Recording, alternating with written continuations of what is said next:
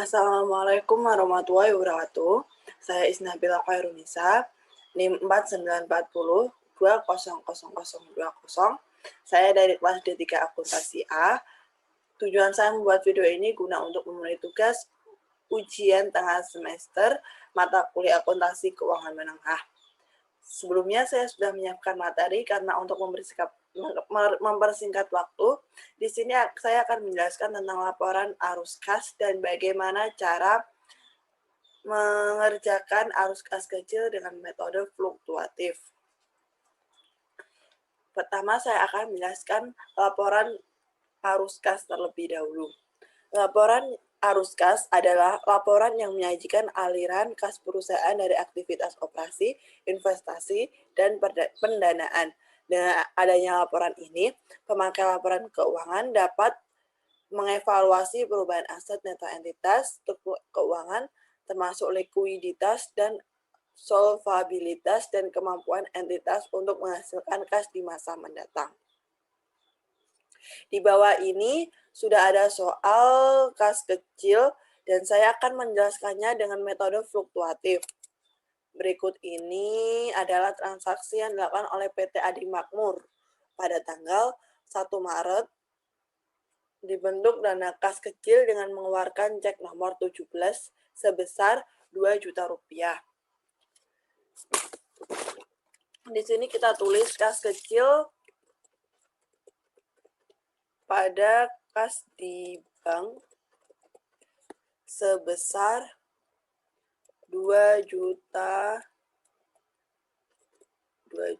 rupiah, kemudian dikredit sebesar 2 juta rupiah.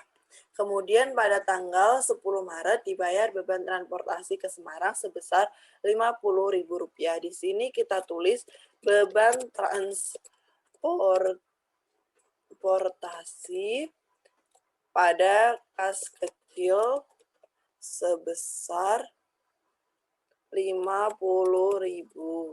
Kemudian dikredit sebesar Rp50.000. Kemudian pada tanggal 13 Maret dibayar biaya angkut pembelian sebesar Rp100.000. Di sini kita tulis beban biaya angkut pembelian pada kas kecil sebesar Rp100.000.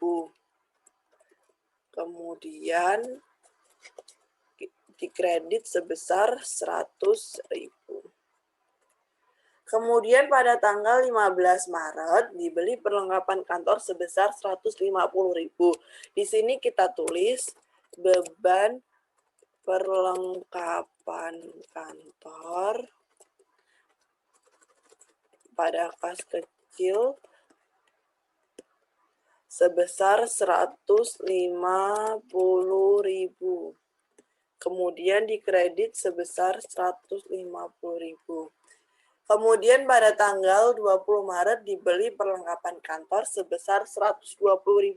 Di sini kita tulis beban perlengkapan kantor sebesar Di sini kita tulis beban perlengkapan kantor pada kas kecil sebesar Rp120.000. Kemudian kita kredit sebesar Rp120.000. Kemudian pada tanggal 23 Maret dibayar langganan surat kabar sebesar Rp30.000. Di sini kita tulis beban surat kabar pada kas kecil sebesar Rp30.000. Kemudian dikredit sebesar Rp30.000. Kemudian pada tanggal 25 Maret dibayar uang makan pegawai yang lembur sebesar Rp100.000. Di sini kita tulis beban uang makan pegawai pada kas kecil sebesar Rp100.000. Kemudian kita kredit sebesar 100.000. Kemudian pada tanggal 28 Maret dibeli materai pos sebesar 21.000. Di sini kita tulis beban materai pada kas kecil sebesar 21.000. Kemudian kita kreditkan sebesar 21.000. Kemudian pada tanggal 29 Maret dibayar telepon bulan Februari sebesar 150.000.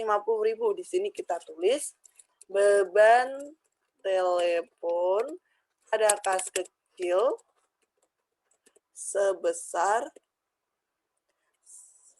150.000.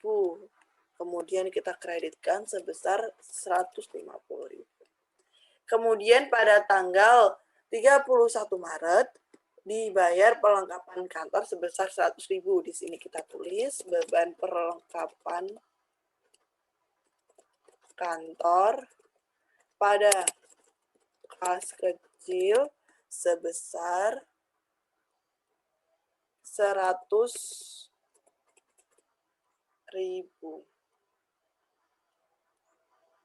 Kemudian pada tanggal 31 Maret lagi dibayar reparasi peralatan kantor sebesar 120.000. Di sini kita tulis beban reparasi pada kas kecil sebesar, maaf ini belum saya tulis tadi, beban reparasi pada kas kecil sebesar 120.000. Kemudian kita kreditkan sebesar 120.000. Kemudian pada tanggal 1 April diisi kembali dana kas kecil dengan cek nomor 26. Kemudian yang transaksi terakhir dicek pada tanggal 26 di sini berarti pengisian kas kembali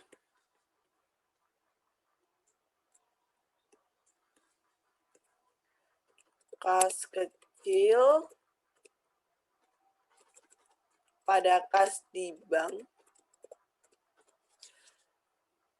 Ini isinya merupakan dari beban-beban yang telah dikeluarkan, maka beban-beban tadi kita total. Dan totalnya tersebut sebesar 941.000.